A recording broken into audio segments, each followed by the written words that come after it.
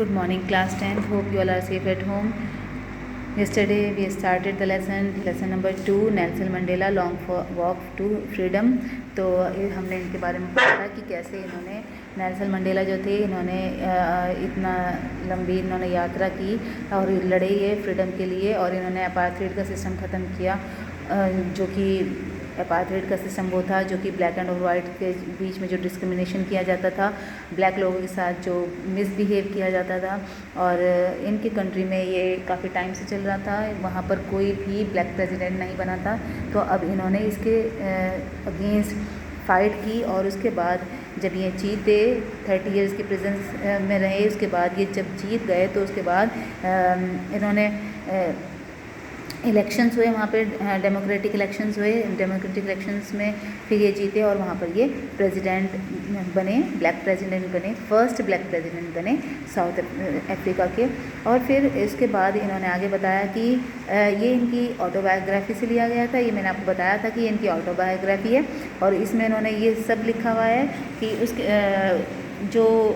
उसके बाद इन्होंने जो प्लेज ली थी, जो वो किस दिन वो ली थी, वहाँ पे एक ओकेजन हुआ जिसमें उसमें उन्होंने ये प्लेज ली थी कि ऐसा आगे कभी इस तरह का डिस्क्रिमिनेशन नहीं होगा। और ये कहाँ पर हुआ था प्रोग्राम, ये जो है हुआ था एम्फी थिएटर बिल्डिंग थी वहाँ पर प्रिटोरिया में, वहाँ पर ये ओकेजन हुआ था। और वहाँ पर बहुत अलग अलग कंट्रीज़ के लोग आए हुए थे, अलग अलग जगह के लोग आए हुए थे। वो सब मिक्सअप थे, वो ऐसे लग रहे थे जैसे कि रेनबो हो, क्योंकि अलग अलग कंट्रीज़ के थे, अलग अलग जो कलर्स के थे, और उनके कल्चर अलग अलग थे, उनके ड्रेसेस अलग तरह की थी, तो वो एक तरह का रेनबो लग रहा था। और वहाँ पे उस बिल्डिंग के बारे में फिर इन्होंने बताया कि वो बिल्डिंग जो थी एम्फी थिएटर बिल्डिंग, वो किस टाइप की थी। उसमें जो स्टेप्स टाइप उसमें बिल्ड हुई थी जिस पर कि बैठने के लिए था। और ये जो है प्रोग्राम जो हुआ था वहाँ पर सभी लोग आए हुए थे। तो ये किस दिन तो था, बहुत ही अच्छा लवली ऑटमन डे था। और उनके वो जो थे नेल्सन मंडेला अपनी डॉटर के साथ, ज़ेनानी के साथ वहाँ पर आए थे। पहले मिस्टर डी क्लर्क ने पहले उन्होंने शपथ ली और वो डिप्टी प्रेसिडेंट बने। उसके बाद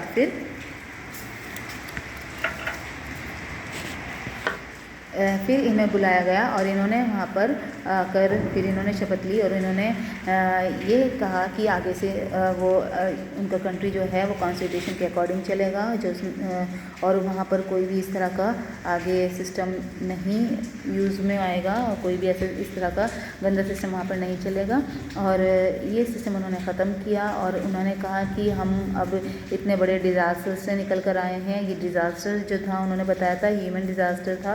तो ये जो क्या था, जो रेशियल डिस्क्रिमिनेशन था, ये उसके बारे में वो कह रहे थे कि ये इतना बड़ा ह्यूमन डिज़ास्टर था, अब ये बहुत टाइम तक चला और अब ये फिनिश हो गया है। अब एक नई सोसाइटी का जन्म लेगी, और उसमें ह्यूमैनिटी होगी, मानवता होगी, इंसानियत होगी, और हम इस पर सब गर्व करेंगे।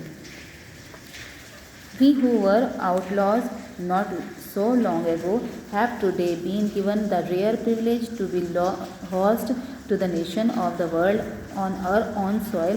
We thank all our distinguished international guests for having come to take possession with the people of our country of what is, after all, a common victory for justice, for peace, for human dignity. तो अब फिर उन्होंने कहा कि यहाँ पर हम सब इकट्ठा हुए हैं, और यहाँ पे अलग अलग तरह के अलग अलग नेशंस से लोग आए हुए हैं, मीन्स इंटरनेशनल गेस्ट आए हुए हैं, अलग अलग जगह से गेस्ट आए हैं। और ऐसा पहली बार हुआ था कि जो अफ्रीका की सॉइल थी, जो अफ्रीका की मिट्टी थी, उसमें ऐसा कभी भी नहीं हुआ था, किसी देश में नहीं हुआ था कि इस तरह इतने ज़्यादा लोग इकट्ठा हुए हों एक जगह पर, अलग अलग देश के। तो इनके ये जो था इस तरह का जो प्रोग्राम था, जो ओकेजन था, वो पहली बार ऐसा हुआ था। और ये कह रहे थे कि हम थैंकफुल हैं आप लोगों के लिए जो आप सब आए और आपने यहाँ पर आकर हमें गर्व फील कराया। और हमें इस बात का बहुत ज़्यादा खुशी है कि आप सब लोग आए हमारे यहाँ। और अब उन्होंने अपनी जो थी स्पीच थी, उन्होंने कहा कि आगे से जो है हम इसको चीज़ को बहुत अच्छे से सेलिब्रेट करेंगे और आगे कोई भी अब लड़ाई झगड़ा नहीं होगा और हम हमेशा से मिलजुल कर रहेंगे। We have at last achieved political emancipation. We pledged ourselves to liberate all our people from the counting bondage of poverty, deprivation, suffering, gender and other discrimination. तो अब ये कह रहे हैं इमेंसिपेशन का मीनिंग है फ्रीडम फ्रॉम रेस्ट्रिक्शन। तो अब ये कह रहे हैं कि हमने अब जो है एट लास्ट पॉलिटिकल रेस्ट्रिक्शंस भी अब ख़त्म हो गई हैं। पॉलिटिकल वो इसलिए कह रहे हैं ये बात क्योंकि पहले उनके साथ ऐसा होता था कि ब्लैक जो थे वो कभी भी इलेक्शंस में नहीं भाग ले सकते थे और वो कोई भी ब्लैक जो था वो प्रेसिडेंट नहीं बना था। और अब ये जो है सब एबोलिश हो गया था, इन्होंने सब ये ख़त्म कर दिया था। तो अब ये कह रहे थे, इन्होंने अपनी स्पीच में बोला कि आगे से सब मिलजुल कर रहेंगे और जो उनके जो अफ्रीका है वहाँ के में जो लोग गरीब हैं और जो परेशान हैं, अलग अलग परेशानियों से सफ़र कर रहे हैं या कोई वहाँ पर जेंडर डिस्क्रिमिनेशन है, किसी भी तरह का डिस्क्रिमिनेशन है, उन सबको वो ख़त्म करेंगे और आगे से इस तरह का कोई भी डिस्क्रिमिनेशन नहीं होगा। Never never and never again shall it be that this beautiful land will again experience the oppression of one by another. The sun shall never set on so glorious a human achievement.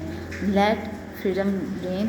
God bless Africa. तो अब इन्होंने कहा कि कभी नहीं ऐसा कभी नहीं होगा कि जो ये हमारा ब्यूटीफुल लैंड है इसमें इस तरह का कोई भी एक्सपीरियंस हो, किसी को के ऊपर दबाव डाला जाए और किसी एक दूसरे को जो है दबाव डालकर एक दूसरे को परेशान किया जाए। यहाँ पर सूरज कभी भी सेट नहीं होगा, कभी सूरज नहीं डूबेगा, सब हमेशा से अच्छे से रहेंगे और सब खुशी से रहेंगे। चलो अब हम सब जो हैं जो हमारी फ्रीडम है उसे सेलिब्रेट करते हैं और आगे वो प्रेयर कर रहे हैं कि गॉड ब्लेस अफ्रीका, जो अफ्रीका है उसे गॉड ब्लेस करे। So still here I stop the lesson and we will continue it afterwards. Okay children, take care, thank you.